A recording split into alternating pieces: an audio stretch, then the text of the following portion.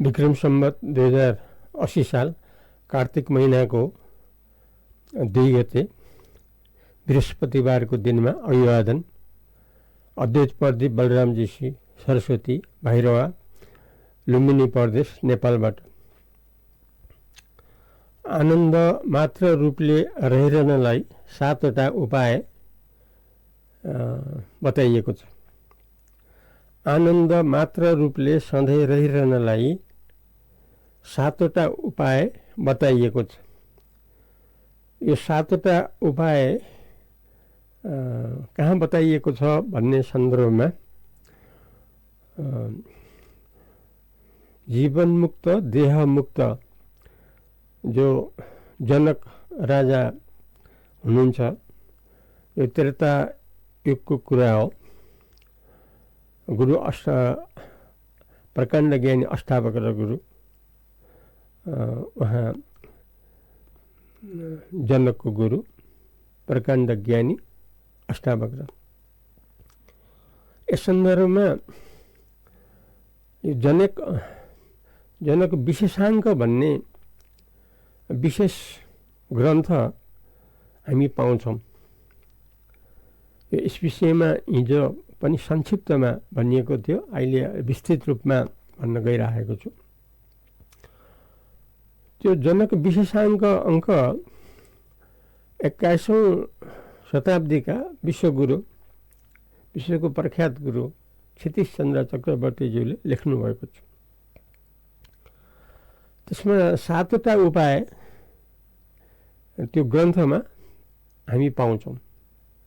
केका लागि भन्दा आनन्द मात्रले सधैँ सधैँ रहिरहनको लागि संसारका हामी सबै। त्यो 7वटा उपाय मध्ये पहिलो उपाय हो विवेक। विवेक गर्ने। विवेक भनेको सत्य र असत्यलाई छुट्याउने। सत्य र असत्यलाई छुट्याउनुलाई विवेक भनिन्छ।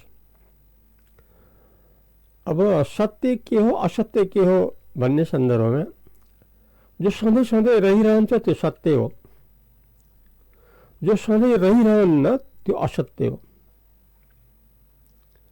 सत्य र असत्य छुट्याउनलाई यसलाई विवेक भनिन्छ। यसको परिभाषा के भने सत्य भनेको जो सधैँ सधैँ रहिरहन्छ। अब सधैँ रहिरहने वस्तु हो केवल आनन्द। आनन्द मात्र हो सधैँ सधैँ रहिरहने वस्तु। किनभने परमात्मा यथार्थ भन्ने कुरा त संसारका हामी सबैले मान्दै आएको कुरा हो। अङ्ग्रेजीमा दि गड भनिन्छ, यसलाई परमात्मा भनिन्छ, यसलाई भगवान भनिन्छ। यो त संसारका हामी सबैले मान्दै आएको सबैभन्दा महान हो, सबैभन्दा श्रेष्ठ हो, सधैँ रहिराखेको हो, यस्तो त हामी मान्दै आइरहेका छौँ, यो यथार्थ हो। अब परमात्माको विषयमा हामीले अनुसन्धान गरेर लाग्यौँ भने, योग गरेर अथवा ज्ञान गरेर हामीले यथार्थ जान्न कोसिस गऱ्यौँ भने, ध्यान तपस्या आदि गऱ्यौँ भने, भक्तिभाव आदि गऱ्यौँ भने, निष्काम कर्म भगवत भक्ति ज्ञान यसरी गऱ्यौँ भने, निरन्तर समाधि लाएर यस विषयमा हामी खोज गऱ्यौँ भने यथार्थमा हामीले परमात्माको अनुभवलाई भेटाउँछौँ, निश्चित रूपमा भेटाउँछौँ। अब परमात्मा रूपलाई भेटाएपछि अब त्यो बेला संसार शरीरको अभाव हुन जान्छ। किनकि परमात्मा मात्रको अनुभवमा त संसार शरीर रहँदैन। किनभने सधैँ रहिरहने त होइन शरीर संसार।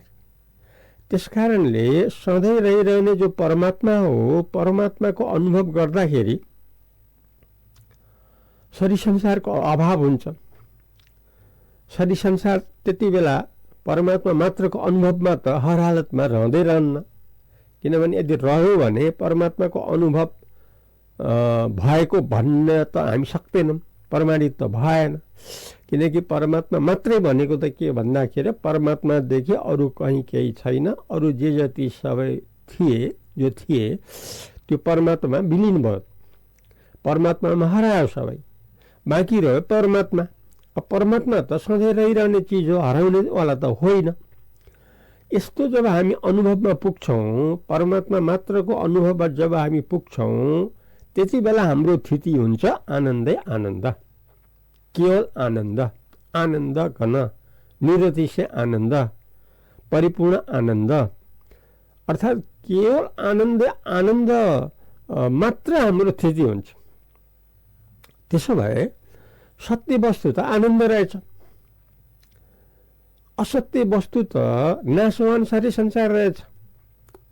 यस्तो निष्कर्षमा त हामी पुग्नै पर्छ। किनभने सदा सत्य परमात्मा हो र शरीर संसार आउने जाने र नरहिरहने हुनाले, नाशवान हुनाले त्यो सत्यभित्र त परेन, असत्यमा पर्यो। भनेपछि सत्य परमात्मा, असत्य संसार शरीर, यस्तोमा त हामी निर्णयमा त पुग्नै पर्ने हुन्छ, यथार्थ हो। अब असत्य जो शरीर संसार हो त्यो रहित केवल परमात्मामा जब हाम्रो स्थिति हुन्छ, त्यति बेला त केवल आनन्दै आनन्द मात्रको स्थिति हुन जान्छ हाम्रो। त्यसो भए सधैँको सत्य आनन्द मात्रै रहेछ। यसरी हामीले निर्णय लिनु पर्यो, सदा सत्य रहेछ आनन्द मात्र, जो संसारका हामी सबैले सधैँ चाहिरहेको, संसारका हामी सबैले सधैँ चाहिरहेको कुरा हो। हुनाले यस्तो भेटाउनलाई, पाउनलाई, रहिरहनलाई उपाय 7 उपायमध्ये पहिलो उपाय हो विवेक। विवेक हो सत्य र असत्यलाई छुट्याउने। अब अहिले हामी छुट्याउन सक्यौँ, केवल आनन्द मात्र अमर रूपले रहेछ सत्य, र अरू जो छ नाशवान संसार शरीर असत्य भित्र पर्यो। भनेपछि यसरी हामी छुट्यायौँ, यो यथार्थ हो। हरेक दृष्टिकोणले हामीले सत्य र असत्य छुट्याउन लाग्यौँ भने आखिरी निर्कोलमा, निष्कर्षमा, परिणाममा हामी केवल परमात्मा सत्य रूपमा र संसार शरीर असत्य रूपमा, यस्तोमा हामी हाम्रो निर्णय यस्तोमा हामी पुगिहाल्छौँ। यसरी अब हामीले छुट्यायौँ विवेक। 7 उपायमध्ये आनन्दै आनन्द मात्रमा सधैँ रहिरहनलाई 7 उपायमध्ये पहिलो जो उपाय हो त्यो उपाय हो विवेक गर्नु। विवेक भनेको सत्य र असत्य छुट्याउनु। अब हामीले छुट्यायौँ, परमात्मा मात्र सत्य, नाशवान भएको हुनाले संसार शरीर असत्य, यस्तो निष्कर्षमा हामी पुग्यौँ पहिलो विवेकबाट। अब दोस्रो वैराग्य। वैराग्य भनेको त्याग। वैराग्य भनेको त्यसबाट हट्नु। केबाट हट्नु भने असत्यबाट हट्नु। जो असत्य हो त्यसबाट हट्ने, अर्थात् असत्यलाई हटाउने, असत्यलाई अभाव गर्ने। भनेपछि नाशवान जो असत्य संसार शरीर हो त्यसबाट वैराग्य। यसरी हामी जो असत्य हो त्यो असत्यबाट छुटकारा, असत्यबाट रहित, यस्तो जो हो यो हो वैराग्य। यसरी दोस्रोबाट हामीले के पायौँ भने असत्य नाशवान शरीर संसारलाई अभाव गरेपछि जसलाई वैराग्य भनिन्छ, जो दोस्रो उपाय हो। अब हामी तेस्रो उपायमा जाउँ। तेस्रो उपाय हो विचार। विचार भनेको यथार्थ सत्यलाई लिइरहने, यथार्थ सत्य वस्तुको अनुभव गरिरहने, यथार्थ सत्यलाई सधैँ लिइरहने, यो हो विचारको अर्थ। अब यथार्थ सत्यलाई लिइरहने भन्ने सन्दर्भमा यसभन्दा अगाडि 1 र 2 जो उपाय हो, विवेक र वैराग्य जो हो, त्यसबाट हामीले के पायौँ भन्दाखेरि सत्य त केवल आनन्द मात्रै पायौँ, असत्य नाशवान शरीर संसारलाई पायौँ। त्यसकारणले विवेकले छुट्याइएको जो सत्य असत्य हो र वैराग्यबाट जो असत्य नाशवान संसार शरीरलाई अभाव अथवा परित्याग गरेपछिको जो अनुभव हो, केवल सत्य जो विवेकबाट छुट्याइएको थियो त्यो हो परमात्मा रूपले अनुभव गरिरहनु, परमात्माको विचार गरिरहनु, परमात्मादेखि अभिन्न आफू हो भनेर लिइराख्नु, यो हो विचार। विचारले के हुन्छ भने सत्य वस्तुमा रहिरहनलाई सधैँ प्रेरणा गरो। विचारले विवेक र वैराग्यको परिणामले जो तेस्रो नम्बरमा विचारको साधन पाइयो, यो विचारबाट केवल आनन्द मात्र रूपले रहेको जो परमात्मा हो, यसरी परमात्माको अनुभव गरिरहने, रहिरहने, लिइरहने यस्तो अवसर पायौँ हामी तेस्रो उपायबाट, जो विचार हो। अब तेस्रो उपायपछि चौथो उपाय के भने त्यो ग्रन्थमा के भनिएको छ भने चौथो उपायमा तत्त्वको विनिश्चय, तत्त्वको निश्चय। विनिश्चय भनेको तत्त्वमा निरन्तर निश्चय, तत्त्व मात्रमा लगातार निश्चय दृढ धारणामा रहिराख्ने। तत्त्व भनेको के हो भन्दाखेरि परमात्मा हो। तत्त्वको अर्थ हुन्छ परमात्मा। त्वम तत् असि, तत्त्वमसि, जो तत्त्व हो। तत् माने ईश्वर, त्वम माने आत्मा। तत्त्वम भनेको ईश्वर आत्मा। ईश्वर आत्मा भनेको के हो? ब्रह्म हो।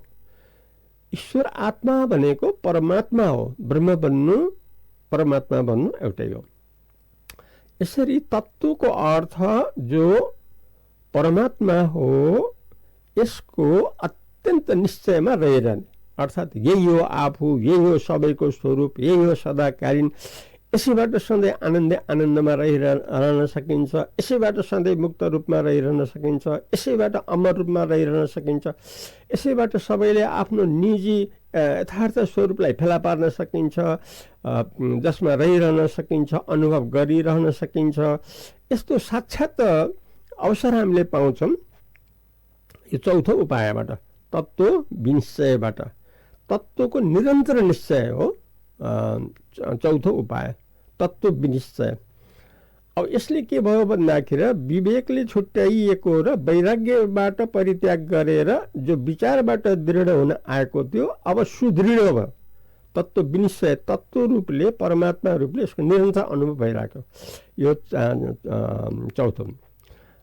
विवेक, वैराग्य, विचार, तत्त्व विनिश्चय। अब ईश्वर दर्शन। ईश्वर दर्शन भनेको ईश्वर भनेको परमात्मा हो। यसरी परमात्माको अनुभव गरेर, यसैको दर्शन गरेर, यसैको अनुभव गरेर बस्नु हो ईश्वर दर्शन। यथार्थ विवेकबाट छुट्याइएको, वैराग्यबाट विनाशीलबाट हटेर अविनाशीमा आइएको जो विचार हो, तत्त्व विनिश्चय हो। यसरी ईश्वर दर्शनमा आइयो। अब यो पाँचौं साधन हो। अब निरन्तर ईश्वरको दर्शन। निरन्तर ईश्वरको दर्शन भनेको माया रहित केवल चैतन्यको अनुभव। किनभने मायाबाट सृष्टिपट्टि जान्छ, माया रहितबाट केवल परमात्माको अनुभव हुन्छ। यसरी ईश्वर दर्शन। अब छैठौँ साधन के हो भन्दाखेरि अब सर्व विस्मरण, जो विनाशील हो, नाशवान हो, त्यो सबैलाई अब विस्मरण गर्ने। अब त्यसको काम छैन, किनभने हामी त परमात्मालाई भेटाइयो नि त। परमात्मालाई भेटाइएपछि के भयो भने अरू सबैलाई विस्मरण, बिर्सिदिने। अब त्यसपछि के बाँकी रह्यो भने केवल आनन्द बाँकी रह्यो। यस्तो आनन्द मात्रलाई, आनन्द घनलाई, निरतिशय आनन्दलाई ब्रह्म भनिन्छ। यसरी ब्रह्मानन्द प्राप्त हुन्छ, ब्रह्मको आनन्द प्राप्त हुन्छ भनेको परमानन्द आनन्दको प्राप्त हुन्छ। यो आनन्दै आनन्दमा स्थिति, हर हालतमा आनन्दै आनन्दमा स्थिति, सधैँ मुक्त, अमरता, परिपूर्णता। अहिले यति नै गरौँ। हरिओम तत्सत।